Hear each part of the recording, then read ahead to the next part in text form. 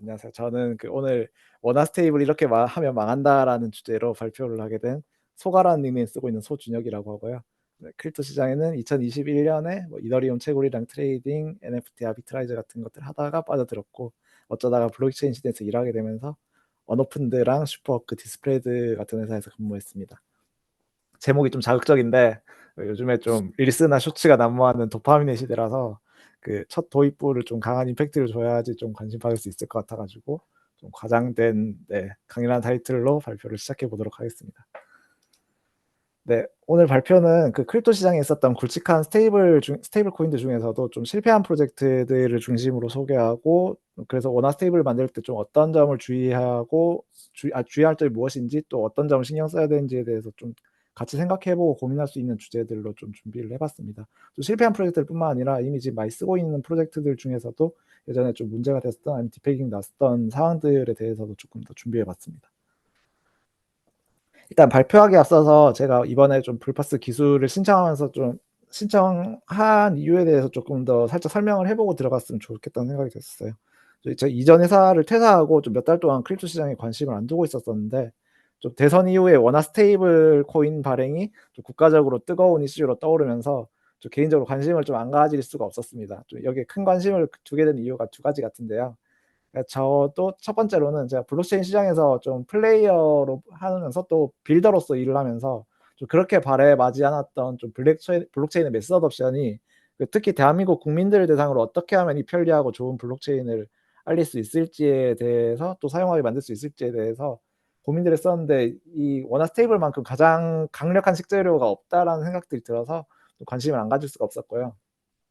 개인적으로도 좀 인간의 삶에 블록체인이 정착하면은 이게 세상을 엎을 정도까지 혁신적인 기술은 아닐지라도 언제나 모든 거래를 신뢰할 수 있는 장부에 쓴다는 거, 언제든지 볼 수 있다는 게 오는 편리함과 그 효용이 매우 클 것이라고 생각하기 때문에, 그래서 원화 스테이블이 좀 올바른 형태로 또 국가의 지지를 받으면서 출시될 수 있다면은 좀 이를 기반으로 우리 대한민국이 큰 경쟁력을 가질 수 있지 않을까라고 생각을 해서 관심을 가지게 되었습니다.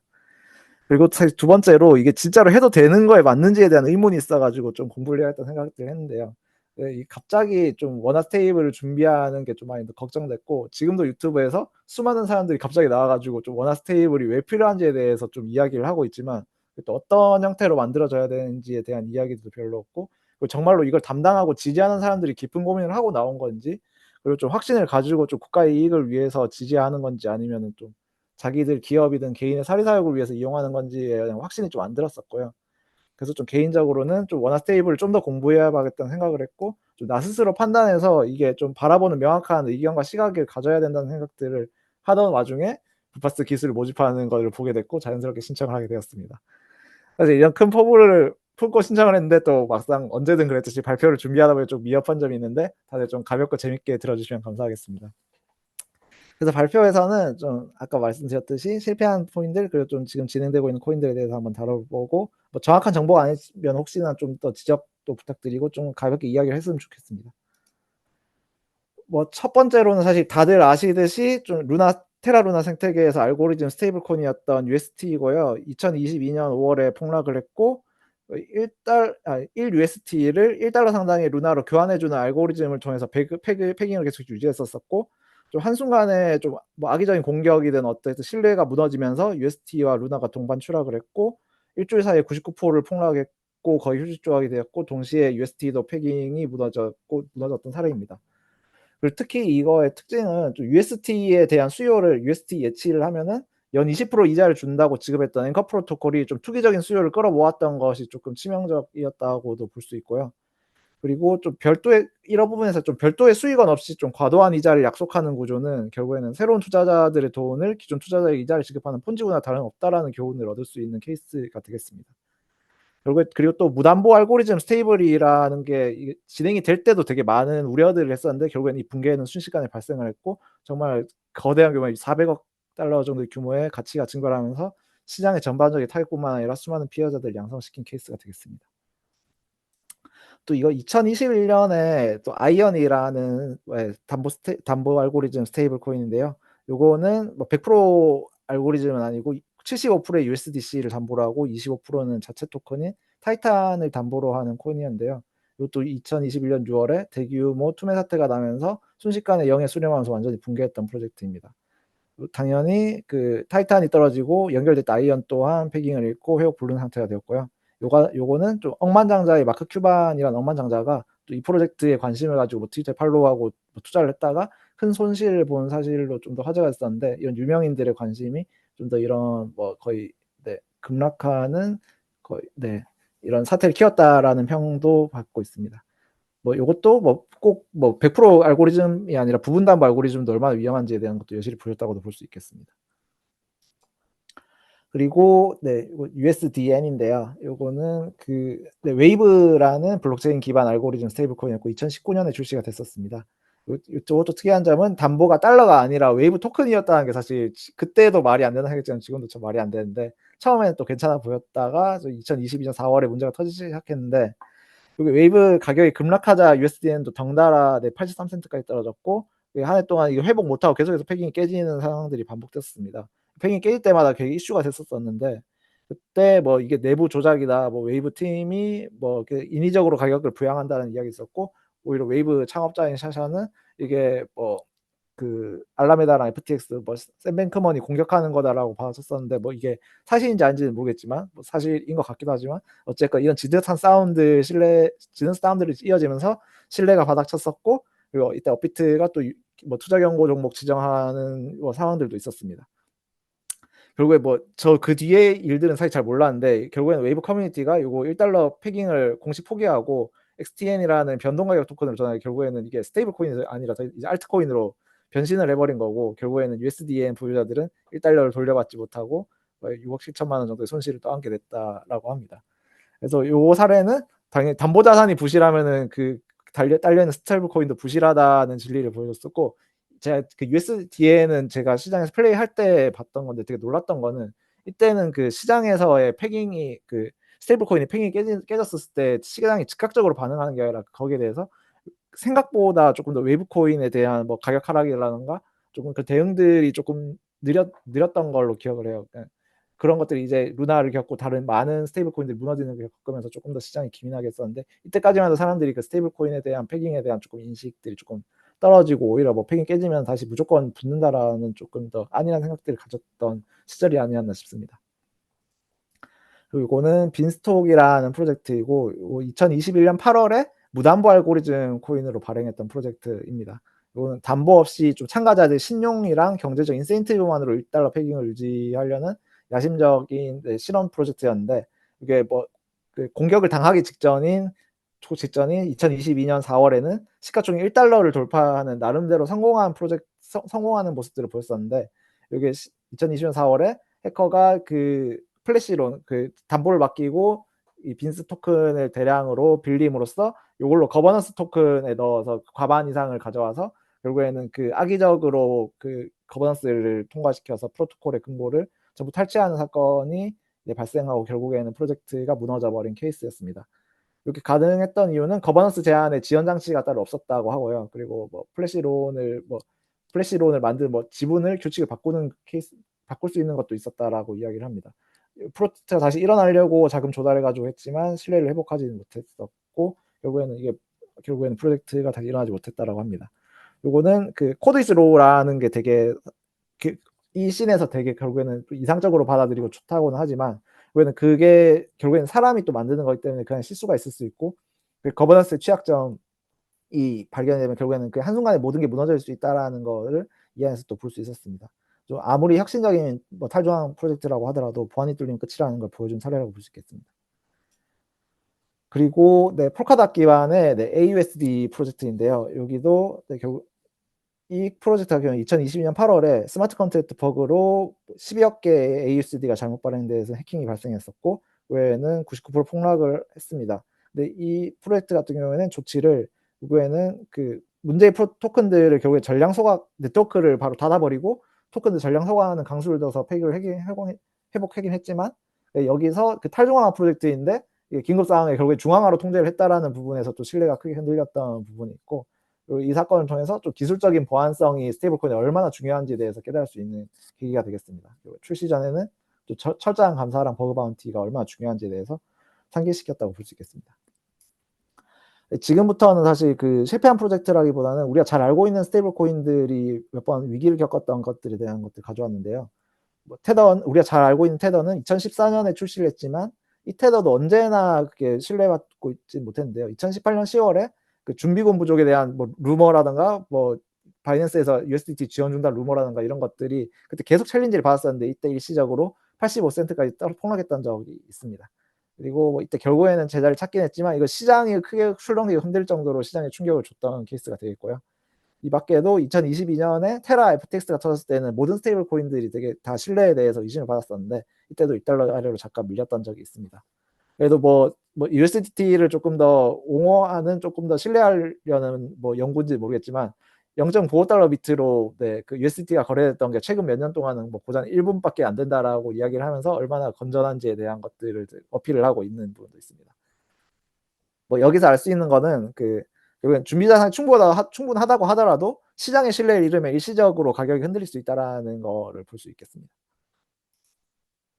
USDC 같은 경우에는 이것도 뭐 안전한 스테이블 코인으로 다들 사용하고 있지만 또 굉장히 최근에 23년 3월에 미국의 실리콘밸리 은행이 파산을 하게 되는데 이때 서클이 USDC 준비금 33억을 여기은행에 묶어두고 있다는 소식이 네, 전해지면서 시장이 USDC에 대한 신뢰가 무너졌고 87센트까지 떨어지는 상황이 생겼습니다. 한 이틀 정도 네, 이게 패깅이 깨졌었는데 근데 뭐 미국 정부가 SVB에 대한 예금을 보증해준 덕분에 패깅을 회복할 수 있었고요. 물론 이 사건은 그 전통 금융권의 위기가 스테이블 코인만이 사실 안전하다는 게 문제가 아니라 전용 금융권에서 결국 위기가 오면은 이게 위기가 번질 수 있다라는 거를 보여준 사례가 되겠고요. 완전 뭐 USDC가 완전히 안전하다고 했지만 또 은행 리스크 앞에서는 뭐 한순간에 무너질 수 있다라는 것도 충격으로 다가올 수 있습니다. 아무리 담보가 든든하다 하더라도 담보를 보관한 기관이 위험하면 당연히 그 스테이블도 위험하다는 교훈을 우리가 또 얻을 수 있겠습니다. 그리고 이거는 메이커다오의 다이인데 이게 뭐 스테이블에서 크립토 담보로 돌아가는 탈중앙 스테이블 코인의 대표 주자였는데요. 근데 여기도 23년 3월에 그 USDC가 이때 다이의 담보를 60%로 사용했다고 하는데 USDC가 SVB 때문에 좀 무너지면서 다이도 덩달아 네, 떨어지게 되었고요. 이때 뭐 비상 조치로 패깅을 복구하기는 했지만 이때도 네, 다이도 조금 탈중앙화가 부족한 거 아닌가라는 비판을 받았던 케이스고요. 이 이후에 메이커다오가 좀 담보를 분산하고 조금 더 자체적인 수익 모델들을 갖추는 방향으로 조금 더 네, 엔드게임이라고 대개혁에 조금 돌입을 했고 최근에 작년에는 여기 아예 프로토콜 이름을 스카이로 바꾸고 다이를 USDS로 리브랜딩하면서 새 출발을 했습니다. 다이 같은 경우에는 또뭐 결국에는 진중한 탈중앙화 스테이블 코인 아직 뭐 풀어야 할 숙제들도 많다는 점을 조금 일깨워준 케이스가 될 수 있다고 볼 수 있겠습니다. 그리고 네, BUSD인데요. 요 바이낸스 USD이고 여기 완전히 여기 현금 담보로 운영이 됐었는데 규제 이슈로 퇴출된 사례라고 볼 수 있겠습니다. 23년 초에 그 뉴욕 금융당국에서 그 바이낸스를 19년부터 제휴해가지고 운용하던 팍소스라는 회사에 BUSD 그만 발행이라고 거의 명령을 하는 바람에 더 이상 새 토큰이 나오지 못했고 몇 달에 걸쳐서 결국엔 시장에서 사라지게 되었고요. 여기는 가격이 폭락하지 않았어도 좀 규제에 의해서 스테이블 코인의 운명이 결정될 수 있다라는 거를 보여준 케이스가 되겠습니다. 바이낸스가 그 이후에 대체제로 FDUSD라는 새로운 스테이블 코인들을 들여왔었는데요.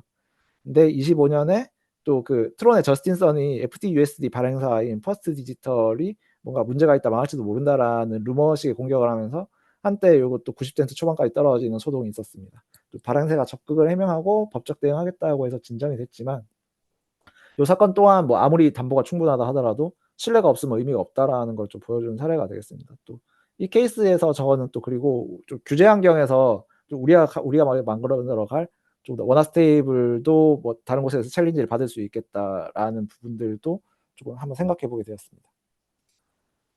그래서 네, 여러 가지 사례들을 가져와 봤는데 우리가 무엇을 주의해야 될지에 대해 가지고 한번 쭉 정리를 해 봤습니다.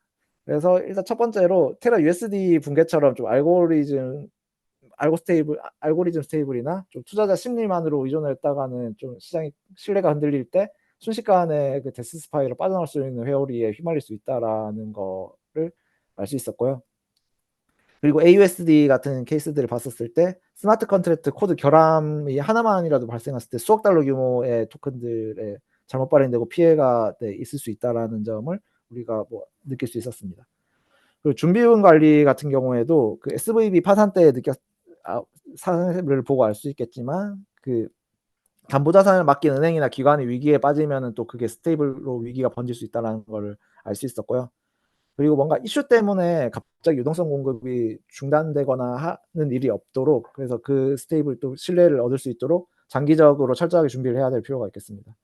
또한 이게 원화 스테이블 수요를 늘리기 위해 가지고 좀 지속 불가능한 퍼주기식의 활성화는 좀 일시적일 뿐이고, 오히려 건전성을 악화할 수 있다는 부분들을 우리 앵커에서 더 확인할 수 있었고요. 그리고 여기에 더해서 규제 리스크 또한 무시할 수 없다라는 점, 그러니까 뭐 아까 뉴욕 금융국의 주치처럼 BUSD가 시장에 사라지고 또 일부 국가는 알고리즘 스테이블 코인에 대해 가지고 조금 더 또 반대하고 조금 더 위험하다라는 점들을 보고 있는 점에서 어느 나라에서나 다 우리가 조금 더 좋은 환영을 받지 못할 수도 있겠다라는 생각도 들었습니다. 그리고 또 언제나 좀 이거 신뢰를 흔들릴 수 있는 이벤트는 언제든지 발생하고 있고, 또 악의적인 공격 또한 우리가 어떤 형태를 만들지 모르겠지만 또 발생할 수 있기 때문에 좀 더더욱 위기 상황을 염두에 둔 준비가 필요하다라는 생각을 했고요. 그리고 네, 그다음에 네, 마지막으로 좀 이번 발표를 준비하면서 지금 뭐 좀 느낀 점들을 조금 더 정리를 해 보자고 하는데, 그 조금 더 지금 정부가 원화 스테이블을 왜 이렇게 서두를까에 대한 조금 제 생각을 화제로 던지면서 좀 마무리를 해 보려고 합니다. 사실 저는 좀 처음에는 좀 이게 또 어영부영하다가 이야기만 하다가 흐지부지 되느니 차라리 어떤 형태든지 빠르게 출시돼서 좀 시장에 출시 내놓으면은 좀 여러 기회들이 열리지 않을까라고 하고 좀 기대하는 입장이었는데요. 오히려 좀 발표를 준비하면서 이게 생각보다 쉽게 생각할 일도 아니고 조금 더 신중히 고민해야 될 것도 너무 많고, 더 보수적으로 천천히 접근해야 되는 거 아닌가라는 생각이 조금 강하게 들었었습니다. 그래서 좀 '왜 이렇게 서두를까.'라는 생각들을 했었을 때 좀 크게 두 가지인 것 같은데요. 원화 스테이블도 조금 더 USDC나 USDT처럼 좀 발행하고 나서 그만큼 뭐 단기 국채를 조금 더 발행하는 형태를 매수하는 형태로 좀 경기 부양을 시키겠다는 좀 계획들이 좀 들어가서 같이 생각하고 있지 않은 생각들을 하고 있고요. 그래서 좀 달러 기반의 스테이블들 사례를 봤었을 때 이게 생각보다 발행사들이 그 코인 유통량만큼 그 미국 국채를 안전자산으로 매입을 해서 담보자인데 이게 규모가 생각보다 어마어마하더라고요. 좀 개인적으로는 미국이 좀 고안해낸 새로운 양적 완화의 형태가 아닌가라는 생각들을 하고 있고, 원화도 사실 기축 통화는 아니지만 조금 더 없던 국채 수요를 좀 늘리는 형태로 좀 경기 부양을 생각하고 있지 않나라는 그런 생각들을 하고 있습니다. 또 하나는 사실 좀 부정적인 시각인데, 그 원화 스테이블에 대해서 아직도 그 정부도 또 국민들도 충분히 이해를 하고 있지 못했고 좀 고민과 연구가 좀 되지 않은 상황인데, 이게 좀 무지를 이용해서 좀 민간의 뭐 기업이나 개인들이 자기 입맛대로 제언을 해서 좀 국가가 뭐 올바른 방향으로 가는 것보다 개인이 이권을 취하는 형태로 가는 게 아닌가라는 생각을 좀 떨쳐낼 수 없는 부분들도 있었습니다. 사실 이게 원화 스테이블이 왜 그리 절시 필요한지 설득이 좀 덜 된 상황, 대국민적으로 설득이 덜 된 상황인 것 같고, 그리고 이제 어떤 형태의 뭐 어느 체인에서 또 어느 메인에서 올리고 좀 브릿지는 어떻게 할 건지 이런 것들이 이야기가 쪼끔씩 나오면서 이제 넘어갈 텐데, 이게 우리 모두가 관심을 가지고 이게 면밀히 검토할 필요가 있다라고는 생각들을 좀 많이 했습니다. 이게 한두 푼짜리 사업도 아니고, 또 예를 들어서 이게 정말 가스비 저렴하고 뭐 빠른 특정 체인을 선택하겠다라고 뭐 발표를 했었을 때, 또 이게 또 그렇게 되면은 또 원화 스테이블을 통해서 온체인 접근성이 가장 뛰어난 체인이 될 거기 때문에 그 체인에서 다양한 제품들과 디앱들이 그리고 우리 대한민국 국민들에게 다가갈 거라고 생각을 해서 좀 더 신중하고 가장 좋은 선택들을 할 필요가 있다고 생각을 했습니다. 네. 제 발표는 여기까지고요. 또 개인적인 바람은 좀 우리 모두가, 그리고 조금 더 일찍 블록체인을 만난 우리들이 어쩌면은 우리나라가 얻은 마지막 천재우리의 기회이지 않을까라는 생각들에서 같이 잘 살려나갔으면 좋겠다는 바람으로 발표를 마치도록 하겠습니다. 감사합니다.